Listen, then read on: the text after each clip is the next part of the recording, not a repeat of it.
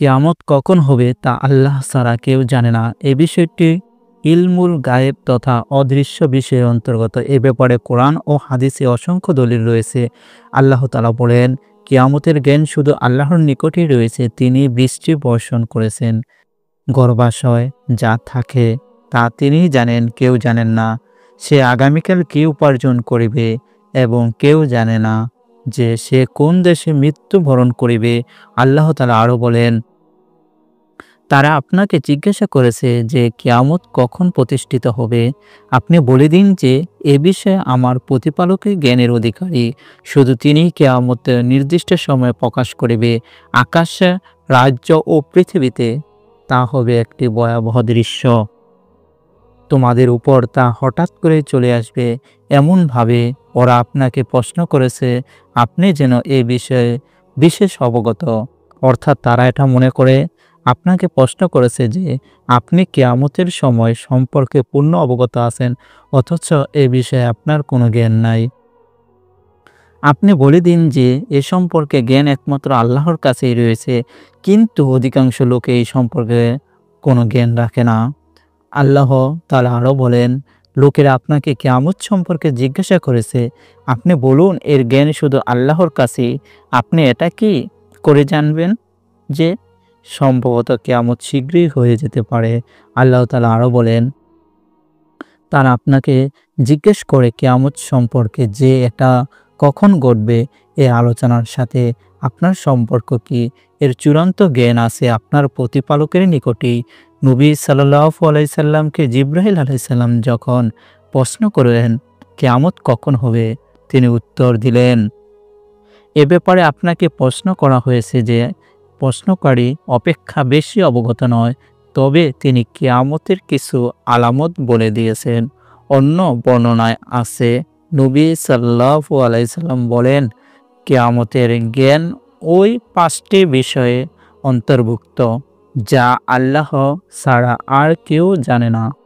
অতঃপর তিনি সূরা লোকমানের উক্ত আয়াতটি পাঠ করলেন। সুতরাং নবী সাল্লাল্লাহু আলাইহি সাল্লাম কিয়ামতের সম্পর্কে জানেন না, জিবরাইল আলাইহিস সালামও নয়। এমনকি যেই ফেরেশতা সিংহায় মুখ নিয়ে আল্লাহর আদেশের অপেক্ষায় আছেন তিনিও কিয়ামত সম্পর্কে জানেন না। নির্মূল কিয়ামতের আলামত কতিপয় দৃষ্টান্ত পেশ করা হলো। আল্লাহ তাআলা বলেন, তারা শুধু এ বিষয়ের দিকে চেয়ে আছে যে তাদের কাছে ফেরেশতা আগমন করিবে কিংবা আপনার পালনকর্তা আগমন করিবেন, অথবা আপনার পালনকর্তার কোনো নির্দেশ আসবে। সেই দিন আপনার পালনকর্তার কোনো নির্দেশ এসে যাবে, তখনই এমন ব্যক্তি ঈমান কোনো উপকারে আসবে না, পূর্বে থেকে ঈমান আনয়ন করেনি কিংবা বিশ্বাস অনুযায়ী কোনো সৎ কাজ করেনি। হে নবী, আপনি বলুন, তোমরা অপেক্ষা করতে থাকো, আমরা অপেক্ষা করতে থাকলাম। আল্লাহ তাআলা আরো বলেন, যখন প্রতিশ্রুতি কিয়ামত নিকটবর্তী হবে তখন আমি তাদের সামনে ভূগর্ভ থেকে একটি প্রাণী নির্গত করব, সে মানুষের সাথে কথা বলবে। এ বিষয়ে যে মানুষ আমার নির্দেশ সমূহ বিশ্বাস করত না। আল্লাহ তাআলা আরো বলেন, এমনকি যখন ইয়াজুজ মাজুজকে মুক্ত করা হবে তখন তারা প্রত্যেক উঁচু ভূমি থেকে দলে দলে ছুটে আসবে। তখন সত্য প্রতিশ্রুতি নিকটবর্তী হবে। তখন কাফেরদের চোখ স্থির হয়ে যাবে। তারা বলবে, হায় দুর্ভিক্ষ আমাদের, আমরা তো ছিলাম এ বিষয়ে উদাসীন, বরং আমরা ছিলাম জালেম। আল্লাহ তাআলা আরো বলেন, অতএব তুমি অপেক্ষা করো, সেই দিনের আকাশ ধোঁয়ায় আচ্ছন্ন হবে। আল্লাহ তাআলা বলেন, হে লোক সকল, তোমরা তোমাদের পালনকর্তাকে ভয় করে, নিশ্চয়ই কিয়ামতের সম্পর্কে একটি ভয়ঙ্কর ব্যাপার। মওত চিরসত্য। এ ব্যাপারে অনেক দলিল রয়েছে। আল্লাহ তাআলা বলেন, হে নবী, আপনি বলুন, তোমাদের প্রাণ হরণের দায়িত্ব নিজেই নিয়োজিত ফেরেশতা তোমাদের প্রাণ হরণ করিবেন, অথবা তোমরা তোমাদের প্রতিপালকতার দিকে প্রত্যাবর্তিত হবে। আল্লাহ তাআলা আরো বলেন, প্রত্যেক প্রাণীকে মৃত্যুর স্বাদ গ্রহণ করিতে হবে, আর তোমরা কিয়ামতের দিন উত্তম প্রতিদান প্রাপ্ত হবে। আল্লাহ তাআলা আরো নবীকে উদ্দেশ্য করে বলে, নিশ্চয়ই আপনি মৃত্যুবরণ করিবেন, তারাও মৃত্যুবরণ করিবে। আল্লাহ তাআলা বলেন, আপনার পূর্বে আমি কোনো মানুষকে অত্যন্ত জীবন দান করিনি, সুতরাং আপনার মৃত্যু হলে তারা কি চিরজীব হবে?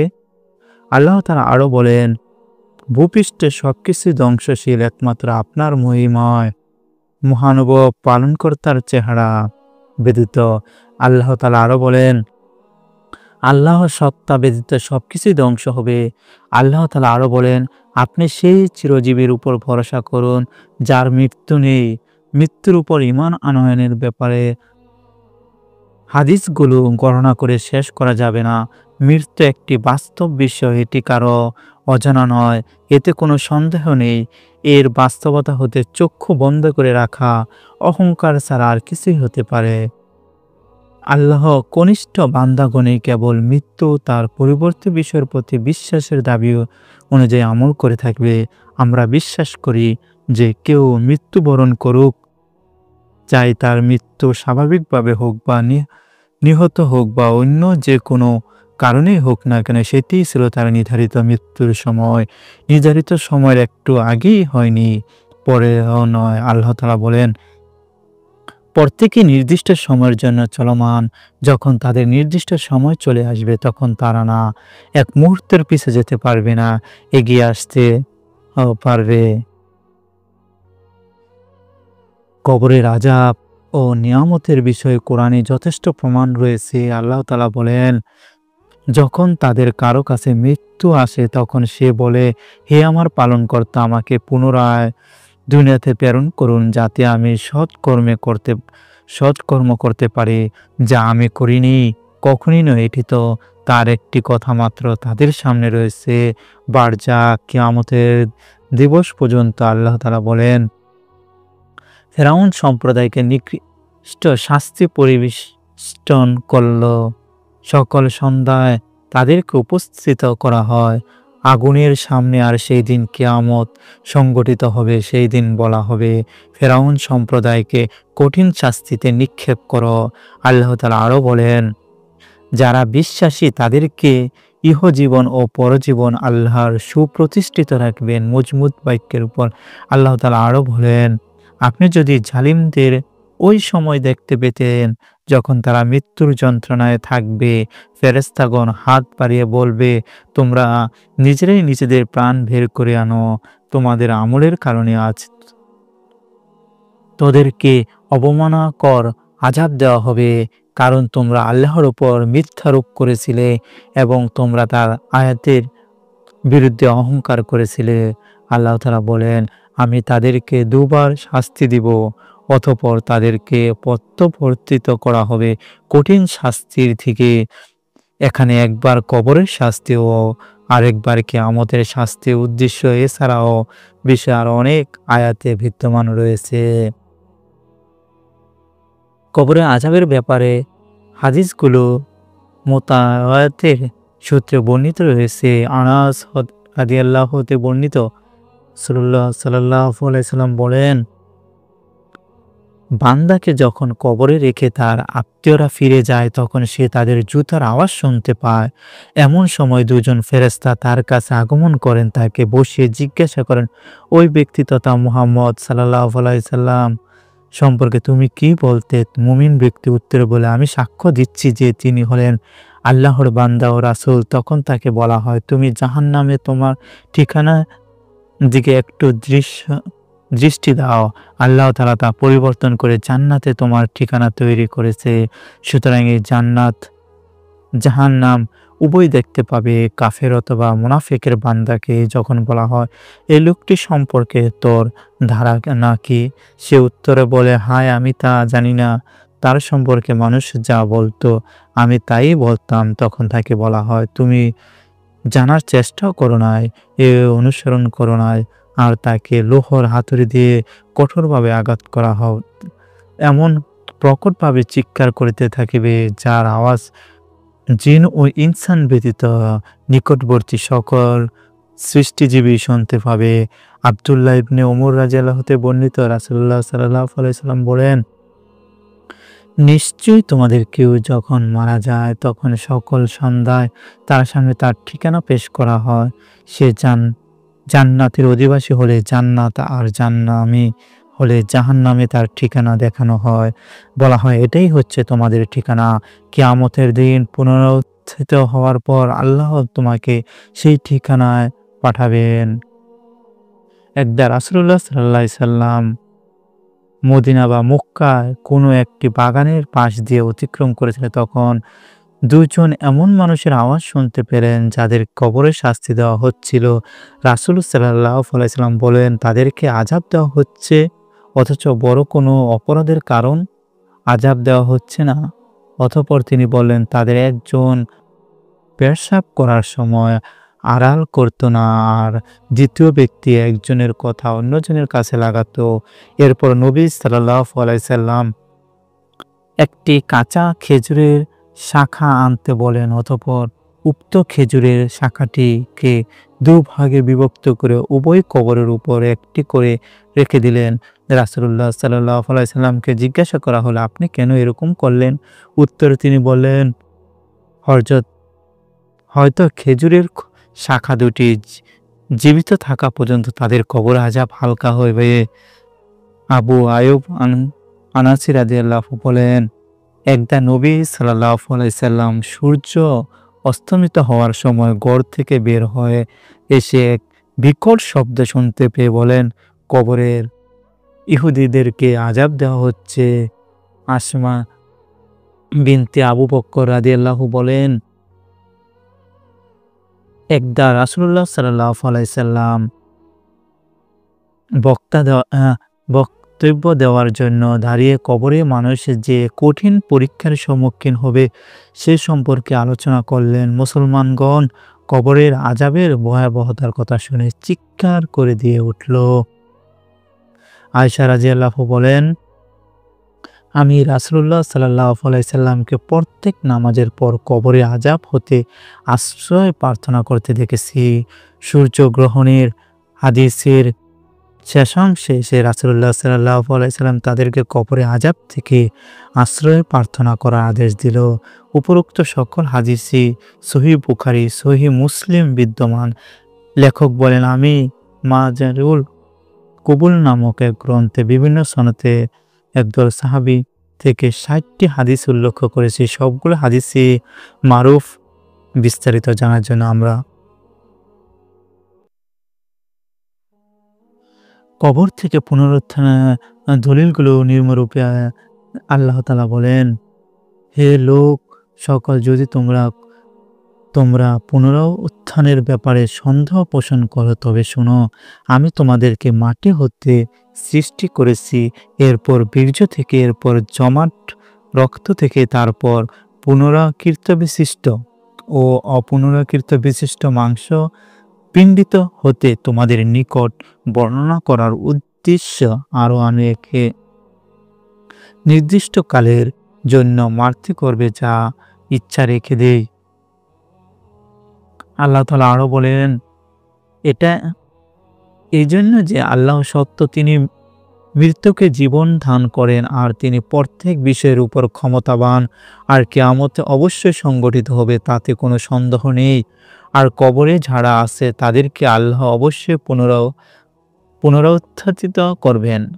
আল্লাহ তাআলা আরো বলেন, তিনি আল্লাহ যিনি প্রথমবার সৃষ্টি করেন, অতঃপর তিনি পুনরায় সৃষ্টি করবেন, আর এটি তার জন্য অধিকতর সহজ। আল্লাহ তাআলা আরো বলেন, যেভাবে আমি সৃষ্টির সূচনা করেছিলাম সেভাবে পুনরায় সৃষ্টি করিব। আল্লাহ তাআলা আরো বলেন, মানুষ বলে, আমার মৃত্যু হলে আমি কি জীবিত অবস্থায় পুনরুত্থিত হব? মানুষ কি স্মরণ করে না যে আমি তাকে পূর্বে সৃষ্টি করেছি যখন সে কিছুই ছিল না? আল্লাহ তাআলা আরো বলেন, মানুষ কি দেখে না যে আমি তাকে সৃষ্টি করেছি শুক্রবিন্দু হতে, অথচ হঠাৎ সে হয়ে গেল প্রকাশ্য বাকবিতণ্ডাকারী। আর সে আমার সম্পর্কে উপমা রচনা করে যে, অথচ সে নিজের সৃষ্টির কথাই ভুলে যায়। সে বলে, হাড্ডিতে কে প্রাণ সঞ্চয় করবে? তখন ওটা পচে গেলে কি যাবে? আপনি বলুন ওর মধ্যে কি প্রাণ সঞ্চার করবেন তিনি, যিনি এটা প্রথমবার সৃষ্টি করেছেন? আল্লাহ তাআলা আরো বলেন, তারা কি দেখে না যে আল্লাহ আকাশমণ্ডলী ও জমিন সৃষ্টি করেছে এবং এইসবের সৃষ্টিতে কোনো ক্লান্তি বোধ করে নেই। তিনি মৃত্যুকে জীবন দান করতে অক্ষম। তিনি প্রত্যেক বিষয়ের উপর ক্ষমতাবান। আল্লাহ তাআলা আরো বলেন, আর তার আরেকটি নির্দেশই এই যে আপনি ভূমিকে দেখবেন অনর্গল করে আছে, অতঃপর আমি তাতে বৃষ্টি বর্ষণ করলে তা শস্য শ্যামল এবং বৃদ্ধি হয়। নিশ্চয়ই যিনি একে জীবিত করেন তিনি মৃত্যুর জীবন দানকারী, তিনি প্রত্যেক বিষয়ের উপর ক্ষমতাবান। এছাড়া আরো আয়াতে রয়েছে, উপরোক্ত দৃষ্টিগুলো ছাড়া আল্লাহ তাআলা অসংখ্যবার পানির মাধ্যমে মৃত জমিনকে জীবিত করার দৃষ্টান্ত পেশন করেছেন। ফলে মৃত জমিন আন্দোলিত হয় এবং তা সবুজ আকার ধারণ করে, অথচ সেটি ছিল অনাবৃষ্টির কারণে মৃত এবং শুষ্ক। নবী সাল্লাল্লাহু আলাইহি সাল্লাম ওকালের নির্দিষ্ট হাদিসে মৃত্যুর পর পুনরুত্থানের উদাহরণ এইসবে পেশ করেছেন যে, তোমার মাহবুদের জীবনের শপথ, প্রত্যেক নিহত এবং প্রত্যেক মৃত্যুর কবর বিদীর্ণ করা হবে। সে তার মাথার দিক থেকে জীবিত হয়ে উঠে বসবে। তোমার প্রতিপালক তোমাকে জিজ্ঞাসা করবে, তোমার অবস্থা কি?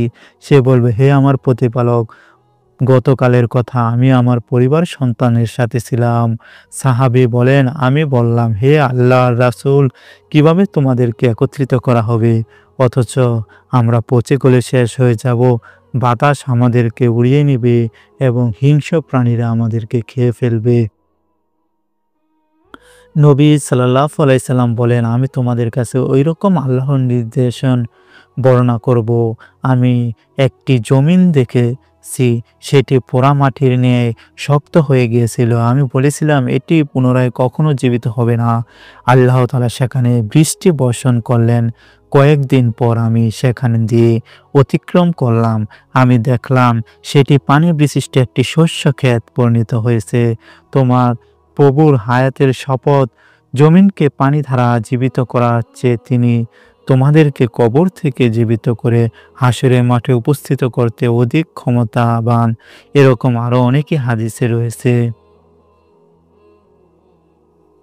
যে ব্যক্তি কবর থেকে পুনরুত্থানকে অস্বীকার করবে সে আল্লাহ তাআলা তার কিতাবসমূহ এবং রাসূলকে অস্বীকারী কাফের। আল্লাহ তাআলা বলেন, কাফের বলে, আমরা আমাদের বাপ-দাদার মৃত্তিকায় পরিণত হয়ে গেল, আমাদেরকে পুনরুত্থিত করা হবে। আল্লাহ তাআলা আরো বলেন, আপনি যদি বিস্মিত হন বিস্ময়ের বিষয়ে তাদের যথা মাটিতে পরিণত হওয়ার পরও কি আমার নতুন জীবন লাভ করব? তারা তাদের প্রতিপালককে অস্বীকার করেছে। তাদের গল দেশে থাকিবে লৌহ শৃঙ্খল, তারাই জাহান্নামী, তারা সেখানে চিরকাল থাকিবে। আল্লাহ তাআলা আরো বলেন, কাফেররা ধারণা করে যে তারা কখনোই পুনরুত্থিত হবে না। আপনি বলুন, আমার প্রতিপালকের শপথ, নিশ্চয়ই তোমাদেরকে আবার জীবিত করা হবে, অতঃপর তোমাদের কৃতকর্মের সম্পর্কে তোমাদেরকে অবহিত করা হবে, আর এটাই আল্লাহর পক্ষে অতি সহজ। এছাড়া রয়েছে আরো আয়াতে নবী সাল্লাল্লাহু আলাইহি সাল্লাম বলেন, আল্লাহ তাআলা বলেন, আদম সন্তান আমাকে মিথ্যা প্রতিপন্ন করেছে অথচ তার এরকম করার অধিকার নেই। আদম সন্তান আমাকে গালি দেয় অথচ তার এরকম করার অধিকার নেই। আমাকে মিথ্যা প্রতিপন্ন করার অর্থ এই যে সে বলে তাকে আল্লাহ আমাকে প্রথমবার যেভাবে সৃষ্টি করেছেন দ্বিতীয়বার সেভাবে সৃষ্টি করতে পারবে না, অথচ দ্বিতীয়বার সৃষ্টি করার চেয়ে প্রথমবার সৃষ্টি করা আমার পক্ষে অধিক সহজ ছিল না। আর আমাকে গালি দেওয়ার অর্থ এই যে তার কথা আল্লাহর পুত্র সন্তান গ্রহণ করেছে অথচ আমি একক অমুখাপেক্ষী, আমি কাউকে জন্ম দেই না এবং আমাকে কেউ জন্ম দেয়নি, আমি আর আমার সমতুল্য কেউ নয়। সিংহায় ফু দেওয়া অনেক দলিল রয়েছে। আল্লাহ তাআলা বলেন, এবং সিংহায় ফু দেওয়া হবে, ফলে আকাশ ও জমিনে যারা আছে সকলে বেহুশ হয়ে যাবে। তবে আল্লাহ যাকে ইচ্ছা করেন সেই ব্যতীত অতঃপর আবার সিংহায় ফু দেওয়া হবে, তৎক্ষণাৎ তারা দণ্ডায়মান হয়ে দেখতে থাকবে। দুইবার সিংহায় ফু দেওয়ার কথা বর্ণিত রয়েছে। একবার ফু দেওয়ার সাথে সাথেই সকল বেহুশ হয়ে যাবে, দ্বিতীয়বার ফু দেওয়ার সাথে সাথেই সকলে জীবিত হয়ে উঠবে। আল্লাহ তাআলা আরো বলেন, আর সেই দিন সিংহায় ফু দেওয়া হবে, ফলে আকাশ ও জমিন যারা আছে সকলে ভীত স্তম্ভ হয়ে পড়বে। তবে আল্লাহ যাকে ইচ্ছা করেন এ ব্যতীত। আর এই আয়াত ধারা ধারা তাদের এমন ধারা প্রথম ফুৎকারের উদ্দেশ্য যা সূরা জুমারের ৬৮ নং আয়াতে উল্লেখ রয়েছে। মুসলিম শরীফে হাদিস থেকে এর সমর্থন পাওয়া যায়। নবী সাল্লাল্লাহু আলাইহি সাল্লাম আরো বলেন, অতঃপর সিংহায় ফু দেওয়া হবে।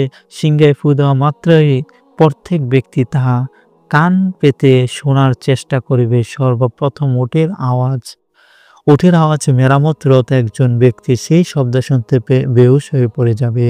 অতঃপর সকল মানুষই সেই শব্দ শুনে বেহুশ হয়ে যাবে। অতঃপর আল্লাহ তাআলা শিশিরের ন্যায় এক প্রকার হালকা বৃষ্টি বর্ষণ করিবে, তাতে মানুষের দেহগুলো গজিয়ে উঠবে। পুনরায় সিংহায় ফুৎকার দেওয়ার সাথে সাথে সকল মানুষ আল্লাহর দরবারে হাজির হবে। এই হাদিসে ২ ফু দেওয়ার কথা এসেছে। আর যারা তাদের মতে এখানে উপরোক্ত ২টি ফুৎকার ব্যতীত তৃতীয় ফুৎকারের উদ্দেশ্য, যা এই ২টি পূর্বেই দেওয়া হবে। সিংহায় দীর্ঘ হাদিসে এক কথায় সমর্থন পাওয়া যায়, তাতে ৩টি ফুৎকারের কথা বলা হয়েছে।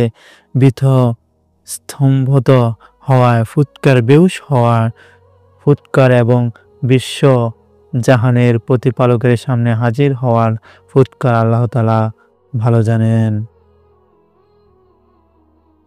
কোরআন মাজিদে হাশরের মাঠে মানুষকে একত্রিত করার ধরন বর্ণনা অনেক আয়াতে রয়েছে। আল্লাহ তাআলা বলেন, আর তোমরা আমার কাছে এককভাবে এসেছো, যেভাবে প্রথমবার আমি তোমাদেরকে সৃষ্টি করেছিলাম। আল্লাহ তাআলা বলেন, সেই দিন তাদেরকে একত্রিত করব, তাদের কাউকে ছাড়ব না। আল্লাহ তাআলা বলেন, সেই দিন দয়াময় আল্লাহর কাছে পরহেজগারদেরকে সম্মানিত অতিথি রূপে সমবেত করা হবে এবং আমি অপরাধীদের পিপাসার্ত অবস্থায় জাহান্নামের দিকে হাঁকিয়ে নিয়ে যাব। আল্লাহ তাআলা আরো বলেন, আর তোমরা ৩ শ্রেণীতে বিভক্ত হবে। এক শ্রেণী ডান হাতে আমলনামা পাবে, কতই না ভাগ্যবান হবে। ডান হাতে দল। আরেক শ্রেণী বাম হাতে আমলনামা পাবে, কতই হতভাগ্য হবে বাম হাতের দল। আর অগ্রবর্তীগণই তো অগ্রবর্তী। আল্লাহ তাআলা আরো বলেন, সেই দিন তারা আহ্বানকারীর অনুসরণ করিবে, তার কথা ওইদিক সেদিক হবে না। দয়াময় আল্লাহর ভয়ে সকল শব্দ ক্ষীণ হয়ে যাবে। সুতরাং মৃদু পদধ্বনির ব্যতীত তুমি কিছুই শুনবে না। হাশরের মাঠের দিকে অগ্রসর হওয়ার সময় ওটের পদধ্বনির ন্যায় আওয়াজ হবে। আল্লাহ তাআলা আরো বলেন, আল্লাহ যাকে পথ প্রদর্শন করেন সেই সঠিক পথপ্রাপ্ত। আল্লাহ যাকে গুমরাহ করেন তাদেরকে জন্য আপনি আল্লাহ ছাড়া কোনো সাহায্যকারী পাবেন না।